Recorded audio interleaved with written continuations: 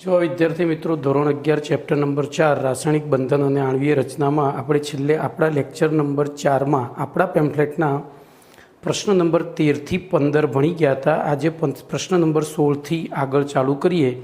તો ભાઈ આ જે બધા પ્રશ્નો છે એ કેમિસ્ટ્રીના બેઝિક પ્રશ્નો છે, એને બરાબર યાદ રાખવા પડે, સમજીને અને પછી પણ યાદ તો રાખવા જ પડે કે બંધ એન્થાલ્પી એટલે શું, બંધ ક્રમાંક એટલે શું, બંધ લંબાઈ એટલે શું. જ્યાં સુધી આ શબ્દોના અર્થ તમે યાદ નહીં રાખો ત્યાં સુધી તમને આગળનું કેમિસ્ટ્રી નહીં આવડે. એટલે આ ચેપ્ટરને તો ખાસ ધ્યાનથી તૈયાર કરજો, હું એવી રિક્વેસ્ટ કરીશ એમ. બરાબર, જોઈએ તો આગળ પ્રશ્ન નંબર 16 એનું વિધાન છે બંધ એન્થાલ્પી સમજાવો.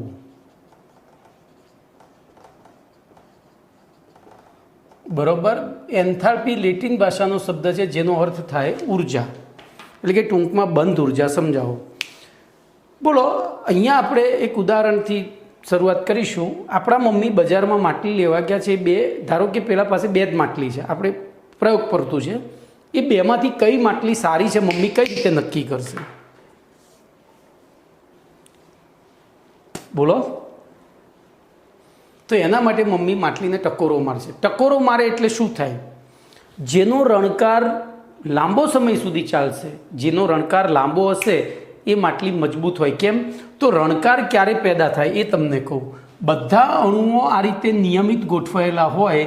તમે અહીંયા હથોડી મારો, બરાબર, આ હથોડી અહીંયા મારી એટલે આ અણુ આને અથડાયો, આને અથડાયો, આને અથડાયો.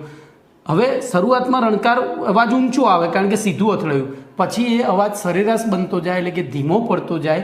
પણ જો વચ્ચે કોઈ અણુ ગાયબ હોય, બરાબર, ધ્યાન રાખજો, એકમાં આટલે અણુ ગાયબ છે ધારો કે, અને બીજામાં અહીંયા જ ગાયબ છે, તો બોલો આ બેના રણકારમાં શું તફાવત આવશે? તો આનો રણકાર ટીંગ લાંબા સમય સુધી, આનો ટીંગ. કેમ? તો ત્રીજા અણુમાં વચ્ચે ગેપ આવી ગઈ એટલે મમ્મીને ખબર પડી જશે કે ભાઈ એ અણુઓની ગોઠવણીમાં અનિયમિતતા છે. અને અનિયમિતતા હોય એટલે શું થાય? પ્રોપરલી બંધન બન્યા ન હોય. અને બંધ પ્રોપરલી નથી બન્યા એટલે કે બંધની મજબૂતાઈ ઓછી છે. તો જેટલી બંધની ઉર્જા વધારે, જોજો, એટલી મજબૂતાઈ વધારે એટલી ઉર્જા વધારે. તો આપણે બોલો બંધની એન્થાલ્પીની વ્યાખ્યા આપવી હોય તો બંધ બને એ વખતે કેટલી ઉર્જા ફેરફાર થાય છે આપણે માપી નથી શકતા, કારણ કે એક સાથે ઘણા બધા બંધ બનતા હોય ત્યારે આપણે એ ઉર્જા માપી શકતા નથી. એક સરસ ઉદાહરણ આપું કે આપણા ઘરે મકાન બનતું હોય તો મકાન સિમેન્ટ પ્લાસ્ટર થયા પછી 7 દિવસ સુધી આપણે પાણી કેમ છાંટીએ છીએ? તો કોઈ પણ 2 વસ્તુ વચ્ચે બંધ, ત્યાં જોજો સિમેન્ટ, રેતી અને ઈંટો વચ્ચે બંધ બને છે. અને બંધ બને તો બંધ બનવાની પ્રક્રિયા ઉષ્માક્ષેપક પ્રક્રિયા છે કે એ દરમિયાન ઉર્જા મુક્ત થાય છે. સમજ્યા? હવે એ ઉર્જા જો મુક્ત થતી હોય તો એ ઉર્જાને આપણે લઈ લેવી પડે, નહીતર શું થાય? એ જ ઉર્જાનો ઉપયોગ કરી એ પોતે એ પ્લાસ્ટરને તોડી નાખે. એટલે તમારે પ્રયોગ કરવો હોય તો કરવાનો ઘરે, જમીન ઉપર 1-1 ફૂટનું 2 પ્લાસ્ટર કરવાના. એકને 7 દિવસ સુધી પાણી પાવાનું, એકને પાણી નહીં પીવડાવવાનું. જેને પાણી નથી પીવડાવ્યું એમાં તિરાડો પડી જશે. કેમ તિરાડો પડશે? તો એ બંધન જ્યારે બનતું હતું, એ બંધ બનતા હતા ત્યારે જે મુક્ત થતી ઉર્જા હતી એ ત્યાંના ત્યાં જ રહેતી હતી. અને એ ઉર્જા, હવે ઉર્જાનું સર્જન કે વિનાશ તો શક્ય નથી, એટલે એ ઉર્જા શું કરે? પોતે તોડી નાખે. પણ આપણે પાણી છાંટીએ તો એ પાણી જે મુક્ત થતી ઉર્જા છે એને લઈ લે છે. ખબર પડી? તો બંધ બને તો હવે બંધ એન્થાલ્પીની વ્યાખ્યા આપીએ શું કરવી પડે? એ વખતે કેટલી ઉર્જા મુક્ત થાય છે આપણને ખબર નહીં પડે, કારણ કે ઘણા બધા બંધ બનતા હોય. પણ એને તોડવા માટે જેટલી ઉર્જા આપવી પડે એટલી જ ઉર્જા મુક્ત થતી હોય ઉર્જા સંરક્ષણના નિયમ અનુસાર. તો બોલો બંધ એન્થાલ્પીની વ્યાખ્યા શું લખીશું? તો બંધ એન્થાલ્પીની વ્યાખ્યા લખીએ વાયુમય. તો પહેલી વ્યાખ્યા લખીશું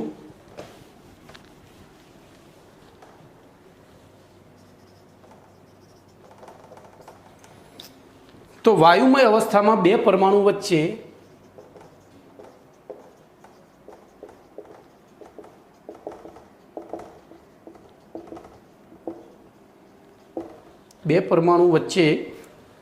ના ચોક્કસ પ્રકારના એક મોલ બંધને તોડવા માટે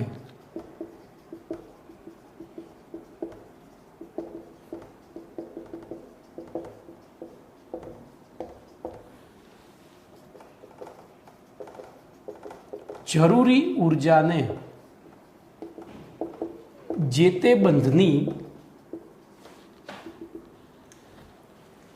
બંધ એન્થાલ્પી કહે છે. બોલો કમ્પ્લીટ. બંધ એન્થાલ્પીની વ્યાખ્યા આવી ગઈ. હવે બંધ એન્થાલ્પીને કિલો જૂલ પ્રતિ મોલ એકમમાં દર્શાવવામાં આવે છે. બંધ એન્થાલ્પીને કિલો જૂલ પ્રતિ મોલ એકમમાં દર્શાવવામાં આવે છે. દાખલા તરીકે H2 અણુમાં 2 H પરમાણુ વચ્ચેના HH બંધની બંધ એન્થાલ્પી 74 લગભગ 74 કિલો કેલરી થઈ ગયું. 400 કિલો જૂલમાં દર્શાવીએ તો 435.8 કિલો જૂલ પર મોલ છે.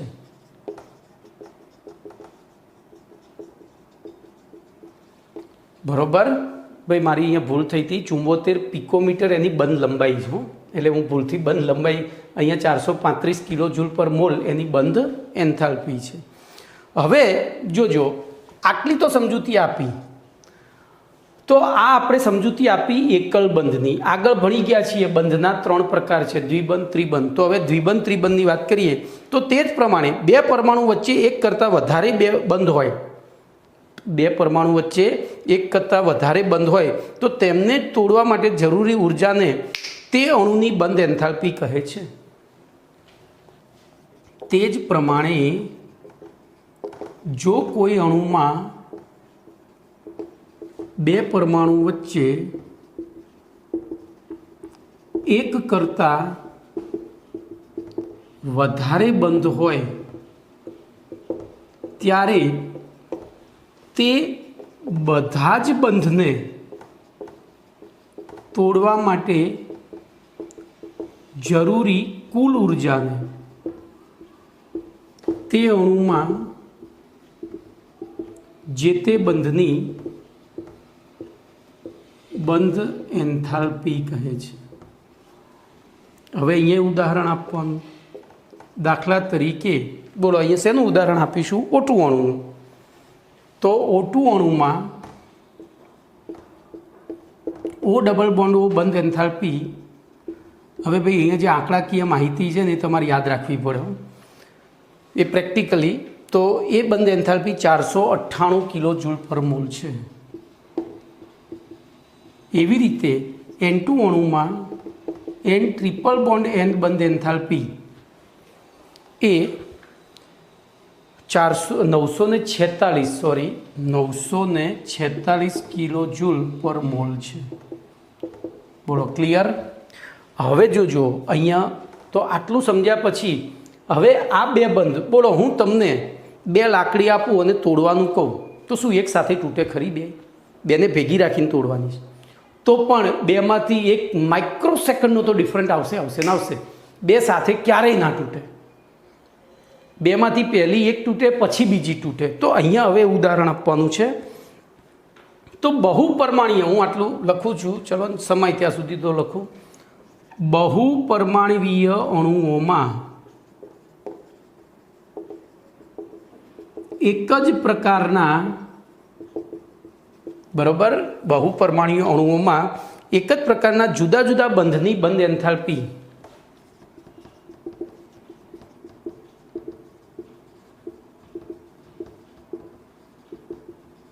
જુદી જુદી હોય છે. દાખલા તરીકે લઈએ HOH એટલે કે પાણી. તો પાણીમાં પહેલો OH બંધ તોડવા માટે, એટલે કે 2 માંથી એક જે પહેલો તમે તોડશો તો એની, અથવા તો એ પહેલાં આપણે સીધું જ લખીએ ને, પાણીમાં પ્રથમ OH બંધની બંધ એન્થાલ્પી, જો આંકડાકીય માહિતી આવી એટલે ફરીથી આપણે એને ગોખવી પડે, 502 કિલો જૂલ પર મોલ છે. હવે આ બંધ તૂટ્યા પછી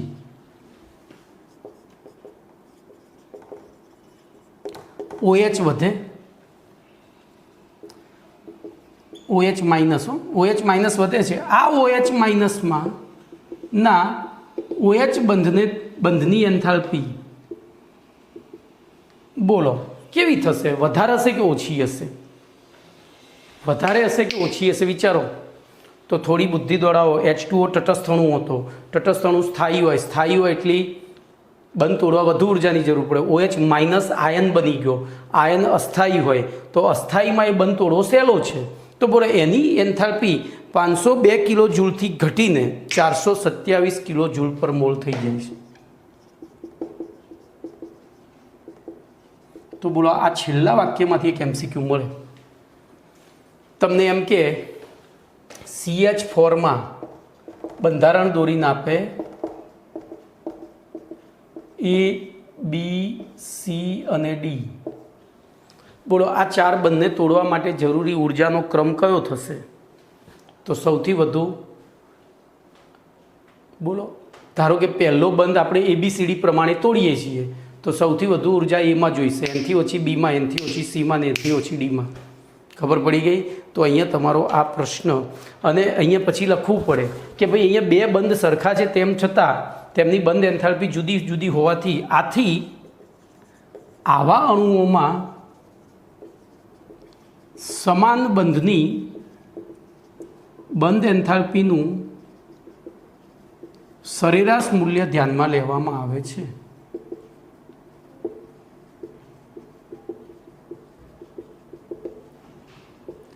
આથી બોલો પાણીમાં OH બંધની બંધ એન્થાલ્પીનું સરેરાશ મૂલ્ય બોલો કેટલું થશે? તો 502 વત્તા 427 એટલે 930 ગણીએ આપણે તો 450 ને 15 એટલે 465 કિલો જૂલ પર મોલ જેટલું થાય. કેટલું? 464.5.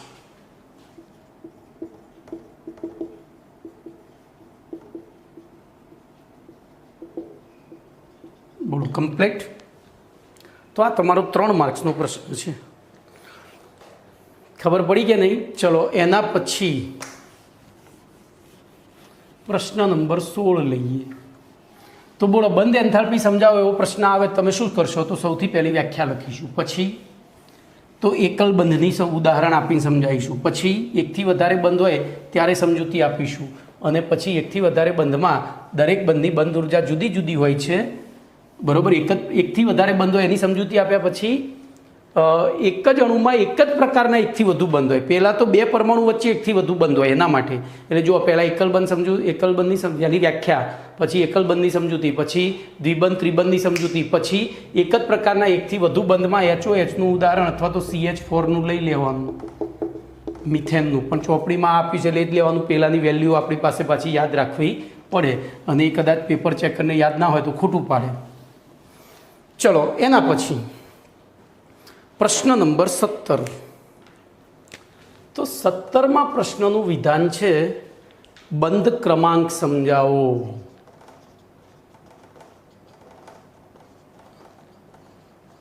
બંધ ક્રમાંક સમજાવો. તો તમારે અહીંયા કશું જ કરવાનું નથી. સૌથી પહેલી વ્યાખ્યા અને પછી ઉદાહરણ. બોલો વ્યાખ્યામાં શું લખીશું? તો કોઈ પણ અણુમાં બે પરમાણુ વચ્ચે આવેલા બંધની સંખ્યાને, અણુના સહસંયોજક બંધના લુઈસ બંધારણમાં બે પરમાણુ વચ્ચેના બંધની સંખ્યાને, બરાબર, તો અણુના લુઈસ બંધારણમાં, હવે જોજો, લુઈસ બંધારણમાં બે પરમાણુઓ વચ્ચે આવેલા બંધની સંખ્યાને તે બે પરમાણુ વચ્ચેનો બંધ ક્રમાંક કહે છે. દાખલા તરીકે ઉદાહરણ આપો. બોલો, H2માં બંધ ક્રમાંક 1 છે, O2માં 2 છે અને N2માં 3 છે. બરાબર, બંધ ક્રમાંક 3થી વધુ હોઈ શકે નહીં. ચલો હવે બોલો આગળ શું લખીશું? તો એની ઉપયોગિતા. જો સમજૂતી છે એટલે ઉપયોગિતા આવે. તો ધ્યાન એ રાખજો, બંધ ક્રમાંકની સંખ્યા મૂલ્ય વધે તેમ જે તે અણુની સ્થિરતા વધે છે. અને એનો પ્રત્યક્ષ પુરાવો છે વાતાવરણમાં 3 વાયુઓનું પ્રમાણ. પ્રત્યક્ષ પ્રમાણ છે. જોજો અહીંયા આની સ્થિર પ્રમાણ 78% છે, આ લગભગ 19 થી 20% છે અને આ 0.00 સમથિંગ ટકા છે. ખબર પડી? તો એ આપણને પુરવાર કરે છે કે બંધ ક્રમાંક વધ્યો એમ સ્થિરતા વધે છે. કમ્પ્લેટ એટલે કે અણુઓની સ્થિરતા સમજવા માટે બંધ ક્રમાંક ઉપયોગી છે. ચલો બીજું, સમઇલેક્ટ્રોનીય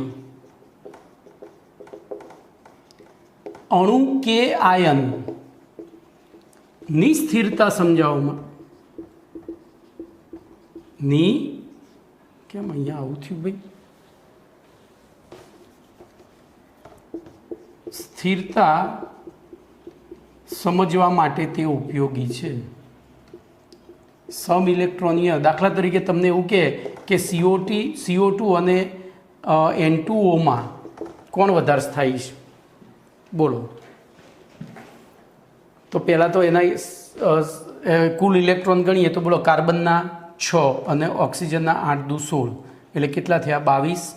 નાઇટ્રોજનના 7 દુ 14 વત્તા 8 બોલો 22.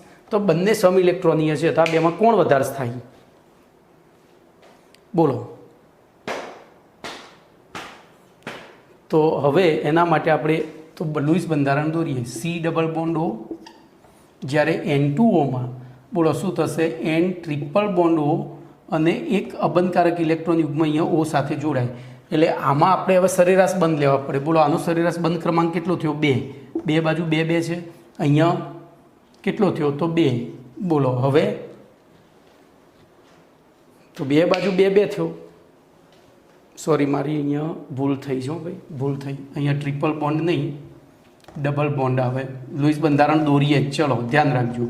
નાઇટ્રોજનનો બાયતમ કક્ષામાં 5 ઇલેક્ટ્રોન, ઓક્સિજનની બાયતમ કક્ષામાં 6 ઇલેક્ટ્રોન. હવે આને એકને ભાગીદારી કરી એટલે બોલો આની અષ્ટક રચના પૂર્ણ થઈ. હવે આ જો અહીંયા ભાગીદારી કરવા જાય તો શું થાય? જાડા થઈ જાય. એટલે એ અહીંથી કયો બંધ બનાવશે? સવર્ગ સહસંયોજક બંધ. આ સહસંયોજક બંધ. બરાબર. તો આવી પરિસ્થિતિમાં આ બાજુ 2 બંધ, આ બાજુ 1 બંધ, એટલે સરેરાશ બંધ ક્રમાંક થયો 1.5. અહીંયા થયો 2. તો બોલો આ બેમાં કોણ વધારે સ્થાયી? તો CO2. N2O અને CO2માં કોણ વધારે સ્થાયી? તો આવી રીતે. એવી રીતે આયનનું ઉદાહરણ લઈએ. દાખલા તરીકે આયનમાં હું લઉં F2 અણુ અને પેરોક્સાઇડ. તો એ તમે આ જ પાઠમાં પાછળ શીખશો. પેરોક્સાઇડ એટલે O2 -2. તો F2માં Fની બાયતમ કક્ષામાં 7 ઇલેક્ટ્રોન, બીજા Fની બાયતમ કક્ષામાં 7 ઇલેક્ટ્રોન, Oની બાયતમ કક્ષામાં તો 6 ઇલેક્ટ્રોન. બરોબર. પેરોક્સાઇડમાં O2 -2 છે. જોજો. એટલે એવી પરિસ્થિતિમાં શું થશે? આ રીતે બંધારણ નહીં દોરે, એ આ રીતે દોરશે. ઓની તો અહીંયા એક એકની ભાગીદારી કરશે,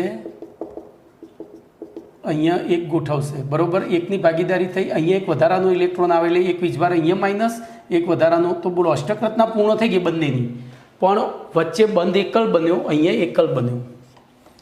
બોલો તો આ બેમાં કોણ વધારે સ્થાયી?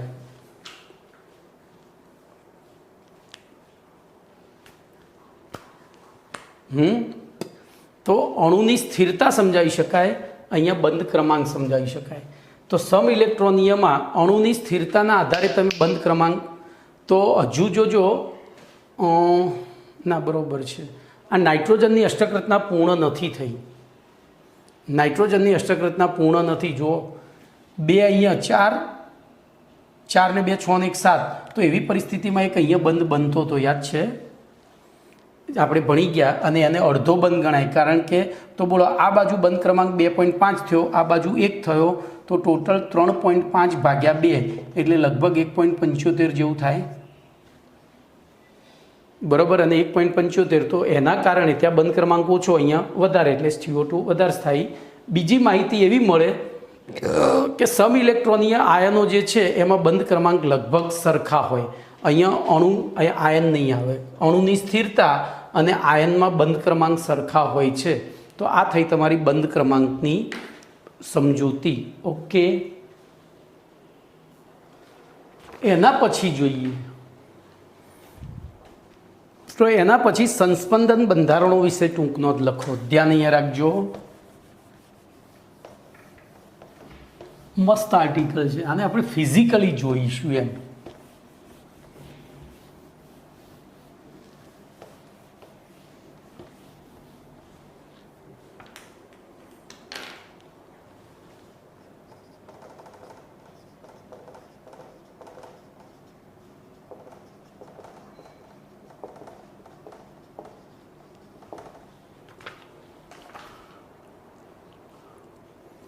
તો જો હું આને ઉદાહરણ દ્વારા સમજાવવા પ્રયત્ન કરીશ. બહુ સહેલો આર્ટિકલ છે ને મજાનો આર્ટિકલ છે.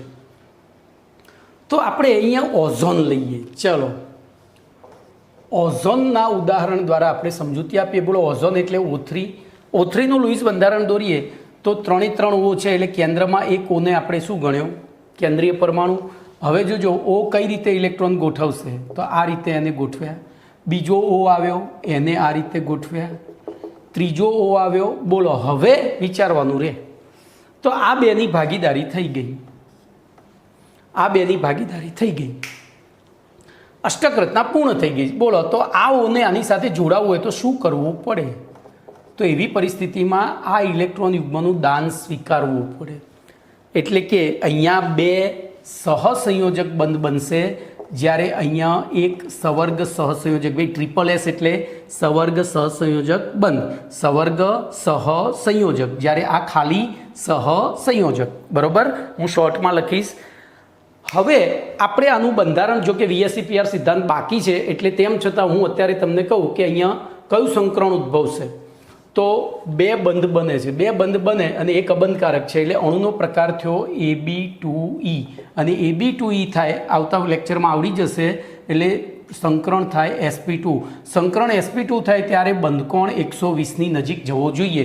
એટલે એકચ્યુઅલી આનો આપણે આકાર દોરીશું તો ધ્યાન રાખજો, આ રીતનો થશે આકાર. એક બાજુ સિંગલ બોન્ડ, એક બાજુ ડબલ બોન્ડ. અહીંયા O, અહીંયા O. પણ આ ઓમાં ઇલેક્ટ્રોન અહીંયા આ રીતે, અહીંયા એક વધારાનું પડી રહ્યું. બોલો, અહીંયા આપણે અહીંયા મીંડાથી દર્શાવીએ. બોલો, બધાના 4 થઈ ગયા છે, 6 થઈ ગયા છે. અહીંયા 2 દર્શાવવા પડશે, કારણ કે અહીંયા દાન થયું હતું. બોલો, કમ્પ્લીટ. તો આ રીતે અણુનું બંધારણ થાય. હવે આપણે આગળ ભણી ગયા છીએ. બોલો, આ કેવો બંધ કહેવાશે? એકલ બંધ. કેવો બંધ કહેવાશે? કારણ કે બેની વચ્ચે એક જ ઇલેક્ટ્રોન યુગ્મ છે, એટલે એકલ બંધ કહેવાય. બોલો, આની અંદર 2 ઇલેક્ટ્રોન યુગ્મ છે, 1 અને 2, તો આને કહેવાય દ્વિબંધ. હમણાં જ આપણે ભણી ગયા બંધ ક્રમાંકમાં, જેમ બંધ ક્રમાંક વધે એમ બંધ લંબાઈ. તો આની બંધ લંબાઈ બોલો કેવી હોવી જોઈએ? ઓછી. આ કેવી હોવી જોઈએ? વધુ. હવે જો પ્રાયોગિક રીતે આપણે વિચારીએ, એટલે કે સૈદ્ધાંતિક પ્રાયોગિક રીતે વિચારીએ, તો આ બંધ લંબાઈ 121 પિકોમીટર હોવી જોઈએ. આ બંધ લંબાઈ 148 પિકોમીટર હોવી જોઈએ. બરોબર. પણ જ્યારે પ્રાયોગિક રીતે ચેક કર્યું, જો આ સૈદ્ધાંતિક રીતે વાત કરી, સૈદ્ધાંતિક રીતે આની બંધ લંબાઈ દ્વિબંધ છે એટલે 121 પિકોમીટર હોવી જોઈએ, આની એકલ બંધ છે એટલે 148 પિકોમીટર હોવી જોઈએ.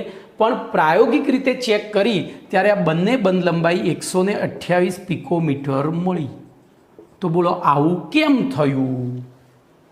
આવું કેમ થયું? તો એ સમજાવવા માટે વૈજ્ઞાનિકોએ સંસ્પંદન બંધારણની સંકલ્પના રજૂ કરી હતી. તો હવે સૌથી પહેલાં આટલું સમજ્યા પછી સૌથી પહેલી વ્યાખ્યા આપીએ. તો વ્યાખ્યામાં એવું લખાશે કે કેટલાક અણુઓના બધા જ ગુણધર્મો, કેટલાક અણુઓના બધા જ ગુણધર્મો. હવે જો આનું એક બીજું બંધારણ પણ દોરી શકાય, હું અહીંયા દોરી જ કાઢું. બોલો આ બાજુ સિંગલ બોન્ડ હતો એની જગ્યાએ આ બાજુ ડબલ બોન્ડ ને આ બાજુ સિંગલ બોન્ડ, કોઈ ફરક પડ્યો? બંધારણીય રીતે ફરક પડે, એટલે કે બે બંધારણ અલગ કહેવાય. બંધારણીય રીતે બે, અને એવી રીતે આની બંધ લંબાઈ 121 ને આની 148 થવી જોઈએ, પણ આમાંય કેટલી જોવા મળી? 128 પિકોમીટર જોવા મળી. તો વૈજ્ઞાનિકોએ આને સમજાવવા માટે એક નવી સંકલ્પના રજૂ કરી, જેને સંસ્પંદન બંધારણો કહે છે. એની વ્યાખ્યા હું શબ્દોમાં બોલીશ, તમારે બોર્ડ ઉપર લખેલું છે એની અંદરથી સમજવાની છે. તો કેટલાક સંયોજનના એકથી વધુ લૂઇસ બંધારણો શક્ય હોય છે.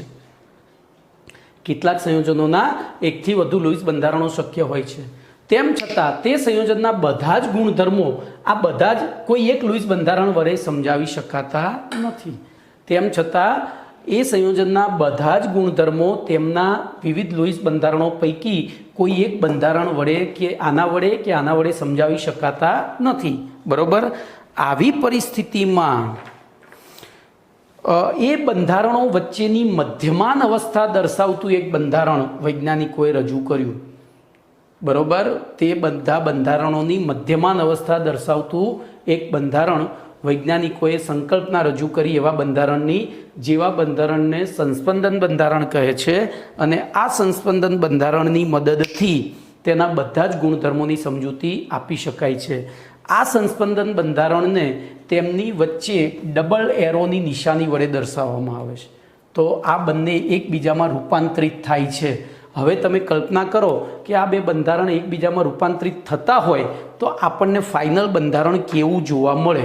તો હું હવે તમને એક આ ભૂસી નાખું, કાં તો અહીંયા આ રાખીને એ બંધારણ કેવું જોવા મળે એ તમને બતાવું. તો ધ્યાન અહીંયા રાખજો. મારી પાસે એક કાગળ ઉપર હવે ભાઈ થોડી નાની આકૃતિ છે, કમ્પેરમાં પણ છે મજાની. તો એક કાગળ ઉપર મેં આ બંધારણ દોરેલું છે, જોઈ લો ઓલરેડી. એવી રીતે એની પાછળ બીજા કાગળ ઉપર મેં આ બંધારણ દોરેલું છે, કમ્પ્લીટ. હવે જો આ બે બંધારણો એકબીજામાં ઝડપથી આંતર પરિવર્તન પામે તો શું થાય? તો ધ્યાનથી જોજો. જોવાનો આર્ટિકલ છે, મજા આવે એવો છે ભાઈ. જ્ઞાન સાથે ગમ્મતનો ઇસ્યુ છે. તો આપણે જોઈએ ધ્યાનથી. અહીંયા ઉપર રાખું છું. બોલો શું થશે? આને ચોટેલું રહેવું જોઈએ, પણ રહેતું નથી. ચલો રાખી દઈ. તો ધ્યાનથી જોજો. હવે તમને બે જગ્યાએ ડબલ બોન્ડ જ દેખાશે. આભાસી ડબલ બોન્ડ દેખાશે. દેખાય છે? ઓકે. તો હવે આપણે અહીંયા જોજો, આ બંને બંધારણો ફરીથી અહીંયા થોડી જગ્યા જોઈશે, એટલે અહીંયા આમ એરો કરી, અહીંયા ડબલ બોન્ડ, પછી O અને સિંગલ બોન્ડ, અને પછી ઇક્વિવેલેન્ટ ટુ. બોલો નવું બંધારણ દોરું. એમાં આ એક બોન્ડ તો તમને પાક્કા પાયે દેખાય જ છે. જોજો, ધ્યાનથી જોજો. ફરી એકવાર બતાવું છું. એક બોન્ડ પાક્કા પાયે દેખાશે અને બીજા બોન્ડમાં આભાસ થશે. જુઓ,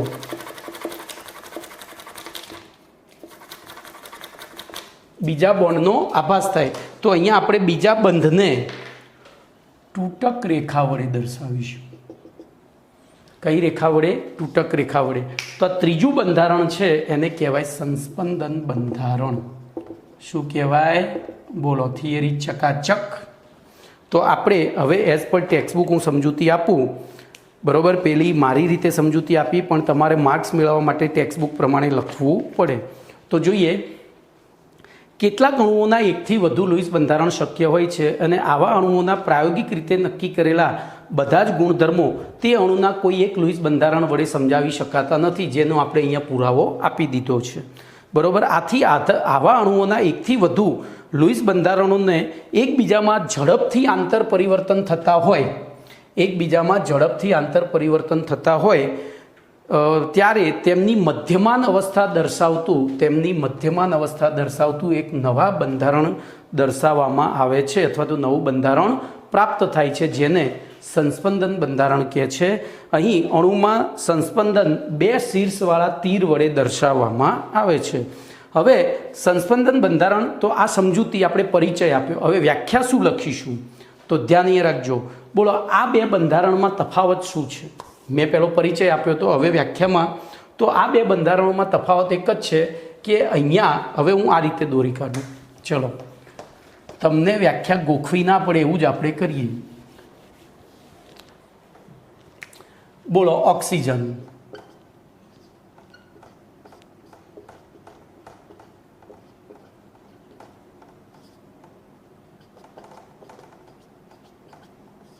બોલો આ કેન્દ્રીય પરમાણુ છે. બોલો કેન્દ્રીય પરમાણુની જમણી બાજુ કેટલા ઇલેક્ટ્રોન આવેલા છે? જમણી બાજુ કેટલા ઇલેક્ટ્રોન છે? તો 8. ડાબી બાજુ 8.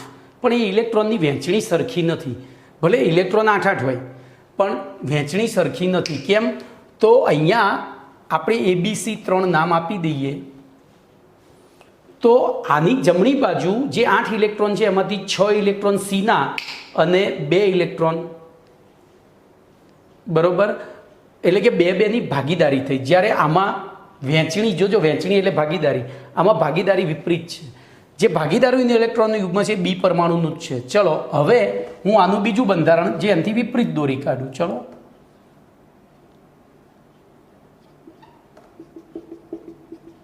તો પેલાથી ઊંધું થઈ ગયું, જુઓ તો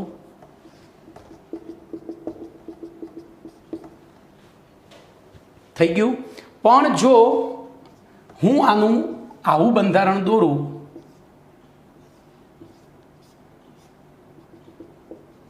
તો હવે જુઓ, અહીંયા બંધ ક્રમાંક 2 હતો, અહીંયા બંધ ક્રમાંક 1 હતો, આ બાજુ બંધ ક્રમાંક 2 છે, એટલે કે ઇલેક્ટ્રોનની વહેંચણી સરખી નથી.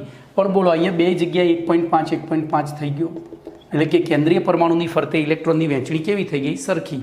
તો બોલો વ્યાખ્યા શું લખીશું? તો અણુના એકથી વધુ લુઈસ બંધારણો વચ્ચેની મધ્યમાન અવસ્થા દર્શાવતું બંધારણ, અણુના એકથી વધુ લુઈસ બંધારણો વચ્ચેની મધ્યમાન અવસ્થા ધરાવતું બંધારણ કે જેમાં અણુના કેન્દ્રથી બંધકારક અને અબંધકારક ઇલેક્ટ્રોન યુગ્મોની ઉર્જા અને સ્થાન, બંધકારક અને અબંધકારક ઇલેક્ટ્રોન યુગ્મોની ઉર્જા અને સ્થાન સમાન રહે તે રીતે દર્શાવવામાં આવે છે. આવા બંધારણને જે તે અણુનું સંસ્પંદન બંધારણ કહે છે. ફરીથી, અણુના એકથી વધુ લુઈસ બંધારણો વચ્ચેની મધ્યમાન અવસ્થા દર્શાવતું બંધારણ, બોલો કેવી રીતે દર્શાવવામાં આવે છે? કે જેમાં મધ્યસ્થ પરમાણુની આસપાસ બંધકારક અને અબંધકારક ઇલેક્ટ્રોન યુગ્મોની વહેંચણી એક સમાન રીતે થાય એવી રીતે દર્શાવવામાં આવે છે.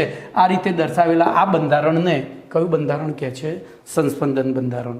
અને સંસ્પંદન બંધારણની સમજૂતી ઓઝોન અણુના ઉદાહરણ દ્વારા નીચે પ્રમાણે સમજાવી શકાય. હવે પછી મેં તમને જે પહેલી શરૂઆતમાં સમજૂતી આપી હતી એ બધી રિપીટ થશે. તો ઓઝોનના ઉપરોક્ત બંધારણ 1 અને બંધારણ 2 બરોબર માં OO સિંગલ બોન્ડ અને OO ડબલ બોન્ડની બંધ લંબાઈ અનુક્રમે તો સિંગલ બોન્ડની 148 પિકોમીટર અને ડબલ બોન્ડની 121 પિકોમીટર હોવી જોઈએ. આમ ઓઝોન અણુમાં 2 અલગ અલગ બંધ લંબાઈ ધરાવતા ઓક્સિજન બંધ હોવા જોઈએ, પરંતુ પ્રાયોગિક રીતે તપાસતા માલુમ પડે છે કે તેમાં રહેલા બધા જ ઓક્સિજન પરમાણુ ઓક્સિજન બંધની બંધ લંબાઈ 128 પિકોમીટર હોય છે. આમ ઓઝોનના કોઈ એક બંધારણ વડે તેમાંના ઓક્સિજન બંધની બંધ લંબાઈ, એટલે કે બંધારણ 1 અથવા તો બંધારણ 2 વડે એની વાસ્તવિક બંધ લંબાઈ સમજાવી શકાતી નથી. આથી ઓઝોન, પછી CO2, બેન્ઝીન વગેરે જેવા અણુઓના વાસ્તવિક બંધારણ દર્શાવવા માટે સંસ્પંદન બંધારણની સંકલ્પના રજૂ કરવામાં આવી છે, જેમાં જે અણુના બંધારણને વધુ ચોક્કસ રીતે રજૂ કરે છે. હવે ઉપરોક્ત બંધારણ 1માં અને બંધારણ 2ના ઓઝોનના શક્ય લુઈસ બંધારણ છે. આ 1 અને 2 શક્ય લુઈસ બંધારણ છે, જ્યારે બંધારણ 3 એ તેમની મધ્યવર્તી બંધારણ છે, જેને ઓઝોનનું સંસ્પંદન બંધારણ કહે છે, અને તેની મદદથી ઓઝોનના પ્રાયોગિક રીતે નક્કી કરેલા બધા જ ગુણધર્મો સમજાવી શકાય છે. આમ અણુનું સંસ્પંદન બંધારણ એ અણુનું સચોટ બંધારણ છે, બરોબર, જેને સંકૃત સંસ્પંદન બંધારણ કહે છે. સંસ્પંદન અણુને સ્થિરતા આપે છે. હવે જો આગળ આવી ગયું, હું હવે તમને એક ઉદાહરણ દ્વારા, બોલો મારા હાથમાં આ પેન અત્યારે હાલ વધારે સ્થાયી છે કે હવે વધારે સ્થાયી છે? પ્રશ્નને પકડજો બરાબર. આ પેન અત્યારે હાલ વધારે સ્થાયી છે મારા હાથમાં, કે હવે વધારે સ્થાયી છે? વિચારો. તો ક્યારે વધારે સ્થાયી? તો હવે વધારે સ્થાયી. મારા હાથમાં સ્થાયી એટલે મારા હાથમાં જ રહેવી જોઈએ. બોલો, હું આમ પકડીને ઉપર આમ વાતો કરતો હોય ગમે તે લઈ લે, તો મારા હાથમાં કેવી? અસ્થાયી. પણ આમ ફરતી હોય તો આવું થાય ને. બીજાને લેવું હોય તો આમ આઘું પાછું થાય. ભાઈ અહીંયા મારે એકલાને એક્ટિંગ કરવી પડે છે. ચાલુ ક્લાસ હોય તો હું કોઈ વિદ્યાર્થીને બોલાવી અને આવો પ્રયોગ કરતો હોઉં છું. કમ્પ્લેટ. તો બોલો, તો આ સંસ્પંદન થયું કહેવાય. અને સંસ્પંદન અણુની સ્થિરતામાં શું કરે? વધારો કરે. ઓકે, તો જોઈએ હવે. અને જેમ જેમ સંસ્પંદન બંધારણોની સંખ્યા વધે એમ સ્થિરતા વધે છે. આ યાદ રાખજો, જી નીટમાં બહુ જ કામમાં આવશે. જેટલા સંસ્પંદન બંધારણ વધારે, ભાઈ 11મા ધોરણનો બીજો, ત્રીજો, ચોથો, 5મો, 6ઠ્ઠો, 7મો, 8મો, ટૂંકમાં 11મું ધોરણ આખું એ આવડતું હશે ને તો 12માં ટ્યુશન છોડાવી દેજો. હું સામેથી કહું છું, પૈસા ના બગાડતા. તમને બધું જ કેમેસ્ટ્રી આવડશે. શરત એકલી કે તમારે સમજીને તૈયાર કરવું પડશે. 11માં યાદ કરીને પહેલાં તૈયાર કરવું પડશે. આ મારી ઓપન ચેલેન્જ છે.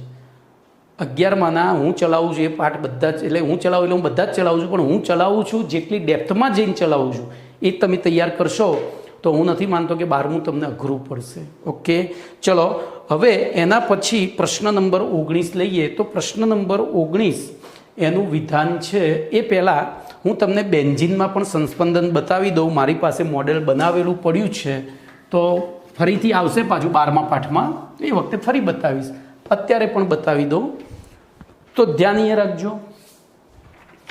મારી પાસે જો બેન્ઝીનના 2 બંધારણો દોરાય, તો હું અહીંયા પહેલાં બોર્ડ ઉપર દોરી દઉં અને પછી આગળ વધું. તો જો બેન્ઝીન એટલે 6 કાર્બનનું ચક્ર અને એમાં એકાંતરે પાઇબંધ હોય, તો એક બંધારણ આવું દોરાય, બીજું બંધારણ આવું પણ દોરાય. કેમ? અહીંયા બંધ છે એની જગ્યાએ અહીંયા દર્શાવીએ એકાંતરે. અને આ 2 બંધારણો ઝડપથી જો એકબીજામાં આંતર પરિવર્તન થતા હોય, એટલે કે આપણને આ બંધ, તો અહીંયા બધે જ આભાસી બંધ દેખાશે, એટલે કે આખું ચક્ર દેખાશે. એટલે તમે જ્યારે પણ બેન્ઝીનનું બંધારણ દોરો છો ત્યારે આ રીતે પણ દોરી શકાય, આ 3માંથી કોઈ પણ એક રીતે દોરી શકાય. જૂના સિલેબસમાં આને માન્યતા આપેલી હતી, નવામાં હવે આ રીતે લે છે. તો આપણે આને દોરી શકાય, માર્ક્સ નહીં કપાય, પણ હવે નવા નિયમ પ્રમાણે આને જ દોરીશું. તો એ બંધારણનું સંસ્પંદન જોઈ લઈએ પહેલાં. તો જો અમારી પાસે 2 બંધારણ કાગળ ઉપર દોરેલા છે. આ બંધારણ છે અને આ બંધારણ આ છે. જો આ બંને એકબીજામાં ઝડપથી આંતર પરિવર્તન પામે તો આપણને નીચેનું આખું ચક્રવાળું બંધારણ જોવા મળે છે કે નહીં એ ચેક કરીએ, જોઈએ. આખું ચક્રવાળું બંધારણ જોવા મળે છે કે નહીં એ ચેક કરી લઈએ. બરાબર, તો જોઈએ. જોજો ધ્યાનથી. અહીંયા તમને આખું વચ્ચે એક આભાસી ચક્ર દેખાશે.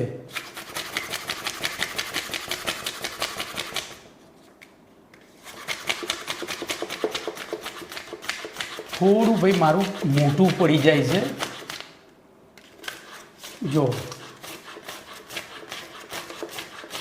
પેપર સેજ મોટું પડી જાય છે, એટલે નહીંતર પહેલાંના જેવું હોત ને ઉભારો નાને સેજ કાપી નાખીએ આગળથી.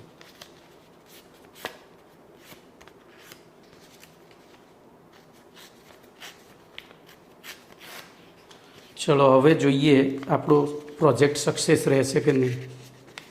આમાં શું છે, થોડું પાછું 2 ડાયમેન્શન એટલે તમને થોડી તકલીફ તો રહેવાની. જુઓ, ધ્યાનથી જુઓ. બોલો, હવે દેખાયું? વચ્ચે એક આખું ચક્ર, આભાસી ચક્ર રચાય છે.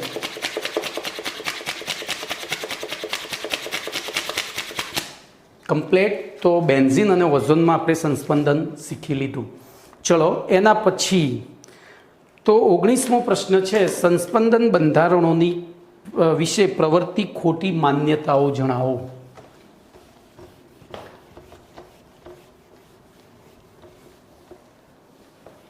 તો આને તમારે યાદ રાખવી પડશે. પ્રશ્ન છે 19મો, સંસ્પંદન બંધારણ વિશે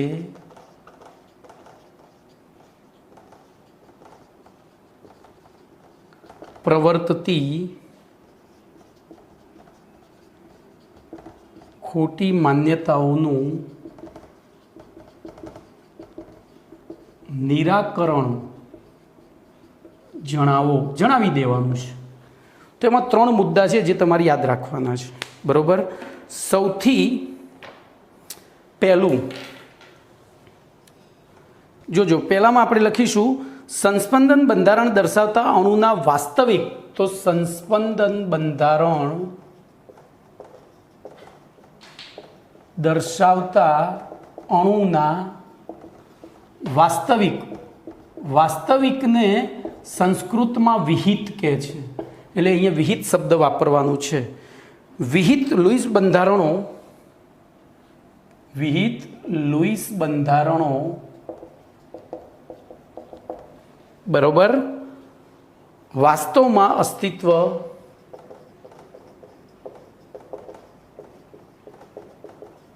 ધરાવતા હોતા નથી. જો પહેલું વાક્ય મસ્ત પકડ્યું છે. હું તમને બતાવીશ કે આપણી ચોપડીવાળા કેવી ભૂલો કરે છે. ફરીથી જોજો, આનો અર્થ સમજો. સંસ્પંદન બંધારણ દર્શાવતા અણુના વાસ્તવિક લુઈસ બંધારણો વાસ્તવમાં અસ્તિત્વ ધરાવતા હોતા નથી, એવી એક માન્યતા છે. બરોબર. તો એવું માનવામાં આવે છે કે ધરાવતા હોતા નથી. પહેલાં એવું માનતા હતા કે ધરાવતા હોય છે, પણ વાસ્તવમાં એ ધરાવતા હોતા નથી. તો આપણા નવા સિલેબસમાં જોજો, આપણા પપ્પુ દદ્દુઓની ભૂલ તમને અહીંયા બતાવું. બોલો, આ ત્રણમાંથી કયું બંધારણ બેન્ઝીનનું સાચું બંધારણ થશે? કહો.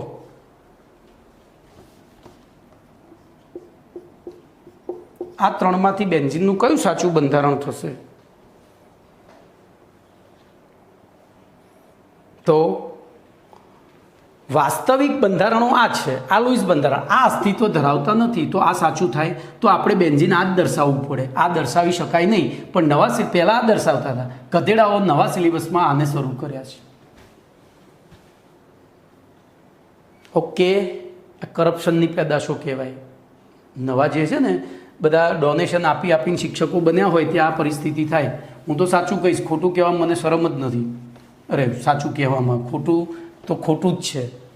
ચલો, એના પછી ભાઈ મારે પોતાની ગવર્મેન્ટ જોબ હતી, મેં છોડી હતી. એનું કારણ જ આ જ હતું કે સ્ટાફ રૂમમાં બેસીને પગાર સિવાય કોઈ વાત થતી નહોતી. વિદ્યાર્થીઓને નવું શું પીરસવું એ કોઈ દિવસ ના વિચારે. બસ આ મહિને આટલો ઇજાફો આવશે, આ મહિને આટલી રજાઓ મળશે. હું 1 વર્ષમાં થાકી ગયો તો છોડી દીધું. એટલે ભાઈ હું કોઈની એ નથી કાઢતો, ખોટ નથી, પણ એક શિક્ષક તરીકે તમારા માથે જવાબદારી છે. ભવિષ્યના એમ કે ઘડતરની જવાબદારી છે. તો ઈમાનદારીપૂર્વક તમે જે વસ્તુ છે એને અહીંયા એપ્લાય તો કરો. ખાલી સિલેબસ બનાવો પૂરતો બનાવો છો તે મુશ્કેલી બાળકોને સર્જે, ખોટી નોલેજ. ચલો, બીજું બંધારણ છે સંસ્પંદન બંધારણ દર્શાવતા અણુ કોઈ એક સમયે એક વાસ્તવિક બંધારણ અને બીજા સમયે બીજા વાસ્તવિક બંધારણના સ્વરૂપમાં અસ્તિત્વ ધરાવતા નથી. તો જોજો, સંસ્પંદન પહેલાં એવું માનવામાં આવતું હતું કે હાલ જે બંધારણ દોર્યા, આપણે આનું જ ઉદાહરણ લઈ લઈએ કે 1 સેકન્ડ માટે ધારો કે આ બંધારણ અસ્તિત્વ ધરાવતું હોય તો બીજી સેકન્ડે આ થઈ જાય છે, એવું માનતા હતા. બરોબર. પણ વાસ્તવમાં એવું છે નહીં. તો આપણે લખીશું સંસ્પંદન બંધારણ દર્શાવતા અણુ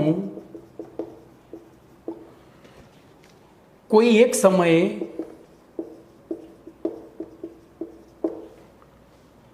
કોઈ એક વાસ્તવિક એટલે કે વિહિત બંધારણ અને બીજા સમયે બીજું વાસ્તવિક બંધારણ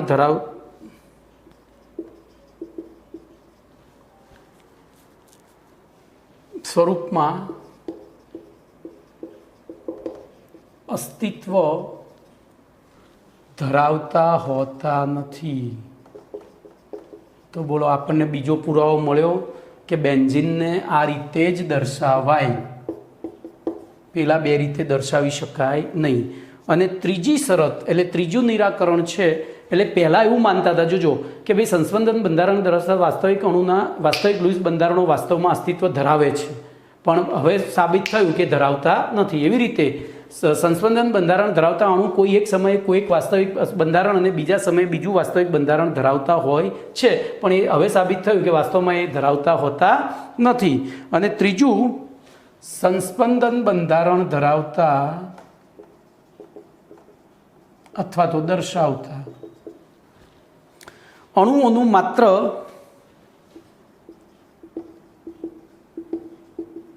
એક જ બંધારણ હોય છે, એક જ બંધારણ હોય છે જે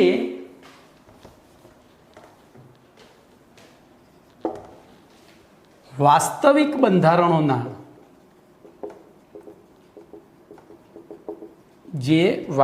બંધારણોના સંકર સ્વરૂપ હોય છે,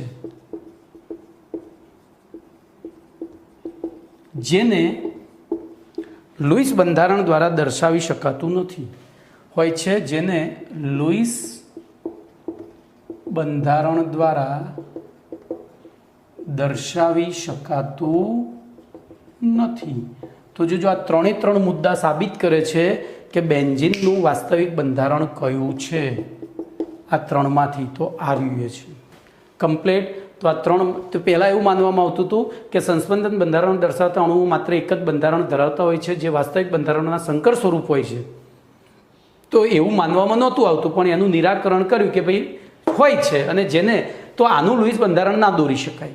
આનું લુઈસ બંધારણ દોરવા જાઓ તો તમારું લુઈસ બંધારણ તો આવું જ આવશે, આ બેમાંથી એક જ આવે.